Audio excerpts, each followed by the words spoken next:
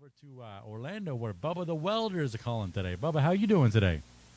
Hey, all right, Larry. How about you, bud? Hey, we had a good Christmas, and we had a great New Year and a nice vacation with my granddaughter skiing. How did you do? Yeah. You do all right? Yeah, did you get a nice Christmas wreath there in the shop? Yes, and we still have it hanging. I don't know how long we're going to leave it hanging up, Bubba. Okay. Do we leave our Christmas wreath hanging until Easter or what?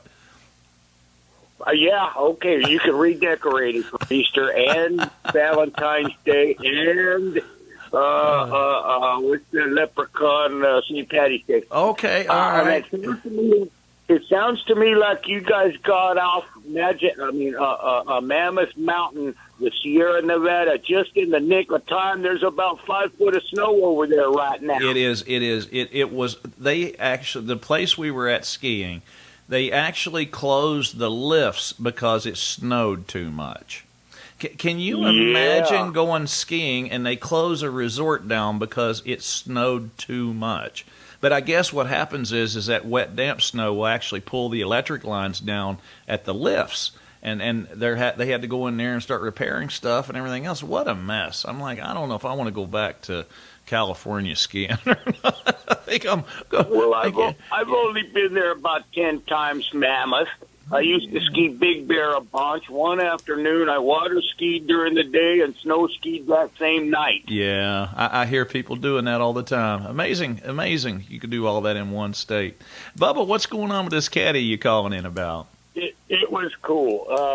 It's a 2014 CTS. Okay. And everybody out there in Radio Land, Larry's heard all of the obnoxious noises and sounds, the clicks and the clanks and the booms and the bangs.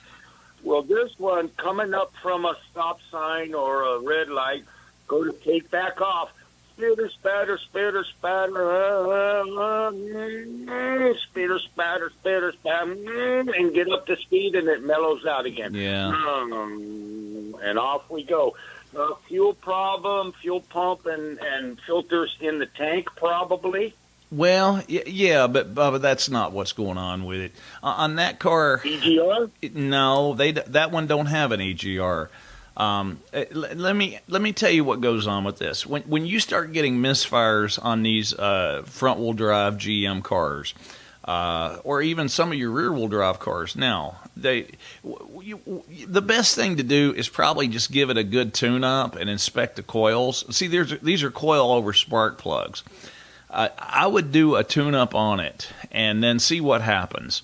A tune-up probably won't fix it. I know that sounds counterintuitive to even say that, but the best thing to do is give them a tune-up and see if that takes care of it.